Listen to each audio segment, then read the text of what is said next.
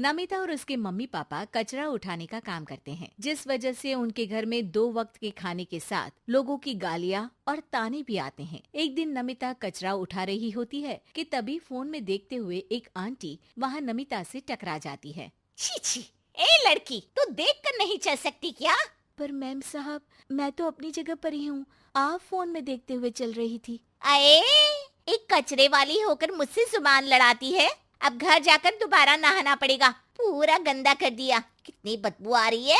ऐसा बोलते हुए आंटी वहाँ से चली जाती है और उनकी बातों से दुखी नमिता आंखों में आंसू लिए काम करती रहती है। इसी तरह दिन बीतते हैं और एक दोपहर नमिता अपनी मस्ती में गाना गुनगुनाते हुए कचरा इकट्ठा कर रही होती है कि तभी जिंदगी एक सफर है सुहाना, यहाँ कल क्या हो किसने जाना, जिंदगी। तभी उसकी टक्कर मोहन से हो जाती है। अरे देखकर काम करो। मुझे माफ कर दीजिए साहब, गलती से टक्कर हो गई, मैंने जानबूझकर कुछ नहीं किया। ऐसा कोई जानबूझकर भला करेगा भी क्यों, कुछ नहीं होता। सोचा नहीं था कि कभी कोई मेरे साथ इतने अच्छे से बात करेगा। अरे जो नहीं करता वो इंसान कहलाने के लायक नहीं, तुम्हें उनके बारे में सोचना तक नहीं चाहिए। मोहन वहाँ से चला जाता है और नमिता उसकी बात को सोचते हुए दोबारा काम पर लग जाती है। इसी तरह समय बीतता रहता है। एक सर्दियों की सुबह कचरा उठाते हुए नमिता ठंड की वजह से पास के घर की सीढ़ियों पर ओत लेकर बैठ जाती है। कुछ ही देर बाद उस घर की मालकिन वहाँ आ जाती है। हाय तौबा, मेरा सारा घर गंदा कर दिया। अरे मैं घर के सामने गंदगी नहीं होने देती और तू पूरी की पूरी गंदगी मेरे घर की सीढ़ियों पर ही आकर बैठ गई। मालकिन, ठंड बहुत है इसलिए कुछ देर बैठ गई, अभी चली जाती हूँ और सफाई भी कर दूंगी। अरे यहाँ बैठकर घर पहले ही गंदा कर चुकी है, अब छूकर अशुद्ध भी करना चाहती है। अपनी माँ के चिल्लाने की आवाज सुनकर मोहन घर से बाहर निकल आता है, जहाँ नमिता को देख वो किसी तरह अपनी माँ को शांत करके घर में वापस भेज देता है। मुझे माफ कर दीजिए मालिक, गलती हो गई। अरे प्लीज मुझे मोहन बुलाओ और अपनी माँ की तरफ से मैं माफी मांगता हूँ। अरे नहीं मालिक, लोग वैसे भी हमें इंसान समझते ही कहाँ है, इसलिए अब इन सब की आदत है। अगर इन सब की बातों को बुरा लगाने लगे तो भूखे ही मर जाएंगे। वैसे तुम्हें ठंड में इन पतले फटे कपड़ों की जगह मोटे और गर्म कपड़े पहनने चाहिए। मेरे पास इतनी चॉइस नहीं है, जो है बस यही है।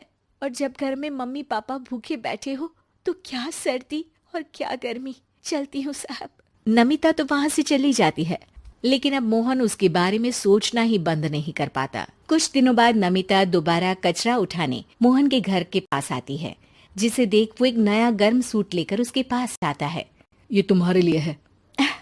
शुक्रिया मालिक, पर ये तो नया है। हाँ, किसी को गिफ्ट में नई चीज ही तो दी जाती है। हमें कोई गिफ्ट नहीं देता। हाँ, नई चीज तो बिल्कुल नहीं, पर आपका बहुत शुक्रिया। चलती हूँ, बहुत काम बाकी है। एक बार फिर नमिता मोहन को अपनी सीधी बातों और साफ दिल से प्रभावित करके चली जाती है। अब मोहन उसकी बातों और सोच में खोया रहने लगता है। जितनी बार नमिता उसके घर के करीब आती है, वो किसी न किसी बहाने उससे मिलता रहता है।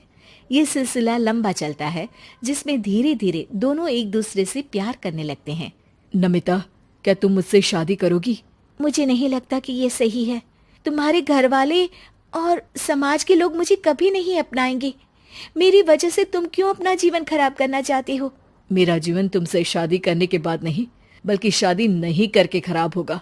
मेरी बात मानो, सब ठीक होगा, भरोसा रखो। मोहन के प्यार और उस पर भरोसे के साथ नमिता शादी के लिए हाँ कह देती है और अगले ही दिन वो दोनों कोर्ट मैरिज कर लेते हैं। इसके बाद मोहन नमिता को लेकर जैसे ही घर पहुंचता है तो वहाँ उसकी मम्मी, जो अपनी सहेलियों के साथ किटी पार्टी कर रही होती है, उन्हें एक साथ देखकर हैरान रह जाती है। हाय राम, कल मुही करम जली, तुझे एक दिन सीढ़ियों पर बैठने के लिए कुछ जरा बहुत बोल क्या दिया। तूने तो बदला लेने के लिए मेरा बेटा ही फंसा लिया। अरे जिस लड़की की हमारे सामने खड़े तक होने की औकात नहीं, मोहन तू सीधा उससे शादी करके घर के अंदर ही ले आया। हाय हाय बहन, अब तुम समाज में क्या मुंह दिखाओगी? अरे मेरी बात मानो, अब बाहर निकलना ही बंद कर देना। आंटी जी, मेरी माँ का तो पता नहीं, पर आप आज बाहर निकलकर दोबारा इस घर में कदम मत रखना। अरे हम ऐसे कचरे वालों के घर में आकर अपनी इज्जत खराब करने का शौक भी नहीं रखते। अगर यही कचरे वाली आपके घर का कचरा उठाना बंद कर दे तो उस आलीशान मकान में आप 2 दिन भी नहीं रह सकती। पता है क्यों? क्योंकि आप जितनी गंदगी फैलाते हैं ना, उसे ये साफ करती है। इसलिए आपका घर साफ रहता है और आप उस पर घमंड कर पाती है। इस हिसाब से तो आप और हम कचरे वाले हुए। ये नहीं, कुछ भी हो, बीमारी, ठंड या गर्मी, ये हमेशा अपनी फिक्र ना करते हुए आपको सेफ एंड क्लीन रखने के लिए सफाई करने आती है और आप इसे ही गंदा बोलती है। शर्म करो। मोहन की बात सुन के सबको अपने कहे पर शर्म आने लगती है, जिस पर वो नमिता से माफी मांगते हैं और मोहन की मम्मी भी उसे अपना लेती है।